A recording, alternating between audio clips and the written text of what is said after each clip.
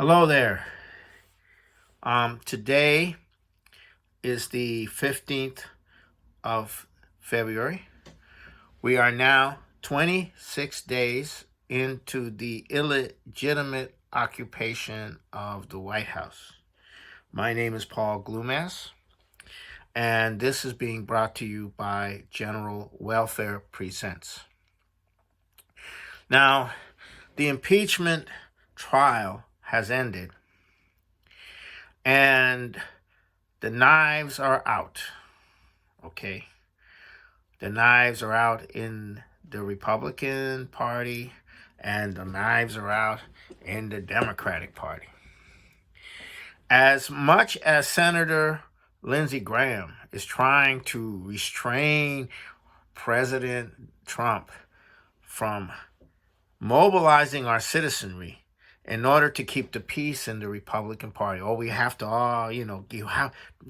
Donald, you have to get along, learn to get along.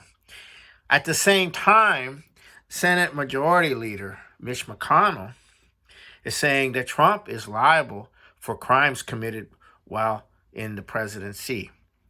So McConnell is the hot cop. We're going to threaten you with criminal prosecution. And Lindsey Graham is the soft cop. Let's get along. Let's get along. Right? You got it? So Mitch McConnell and Lindsey Graham are running the hard cop and the soft cop in collusion with the Democrats. Yes, it's been that way from the very beginning. They have been collaborating with the soft cop, hard cop, and the Democrats, and this has been going on from the beginning.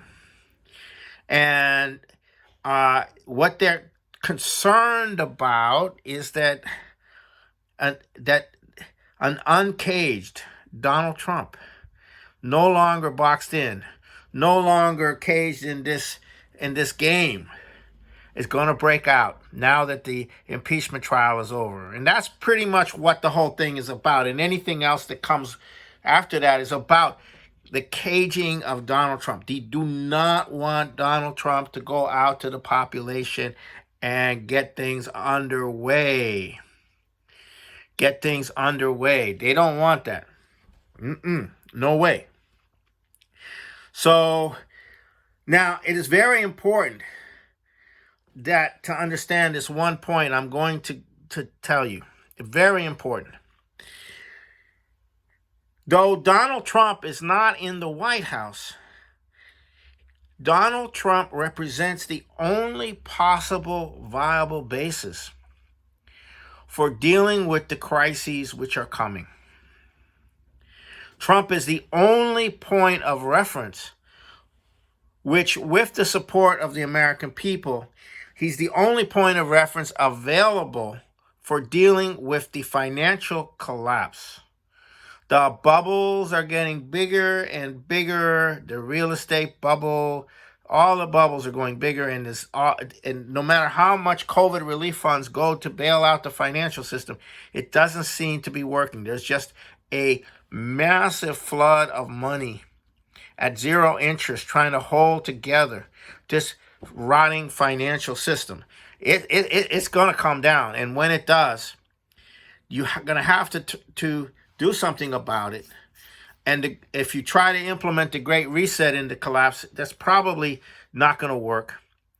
It's not going to be acceptable. And as long as you have a point of reference, somebody mobilizing the people, somebody out there as a point of reference, you have the potential of dealing with this. So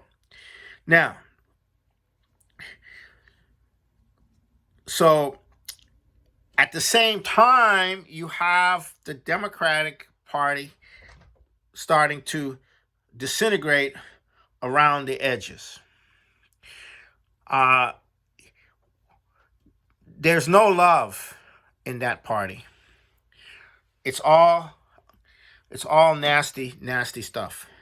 And you have two examples of this. The two largest Democratic governorships of the two largest states with Democratic governors is New York and California.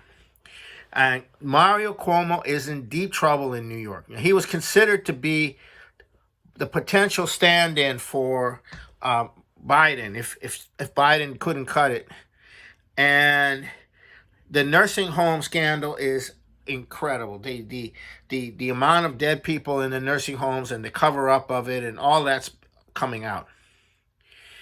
And he's doubling down on it, but this is real ugly politics, okay?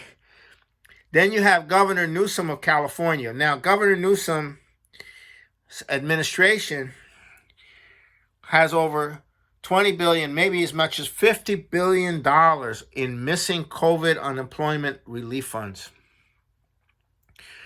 And unaccountable. And these people, where did that money go? Well, $1 billion of it is claimed to be have gone to people in prison, making fake claims. But that leaves a lot more. So where did it all go? Now, at the same time, it is quite probable that Gavin Newsom will be facing a recall campaign. A recall election recall. In California, that's a very crazy kind of situation. And anything's possible. Anything is possible. Those people, have been really hit very hard by the lockdown and the economic policies. So that's your situation on the edges of the Democratic Party. And the Democrats are not going to be able to forever blame Trump. They will try. They will try to keep the blame on Trump. They will do whatever. They'll do even more crazy things than they've already done. But you have a set of crises coming. The attack on coal, the attack on oil, the attack on natural gas, in the middle of this freeze that's going on around the country, which is devastating the economy right now of Texas, where because of deregulation, the cost of gas, cost of electricity is going up just like it did in California doing the Enron thing. It's just causing a disaster. So these are the things that you're going to be hit with. And the most important thing and the most important thing that could happen right now is an uncaged Donald Trump coming out and addressing these kind of situations.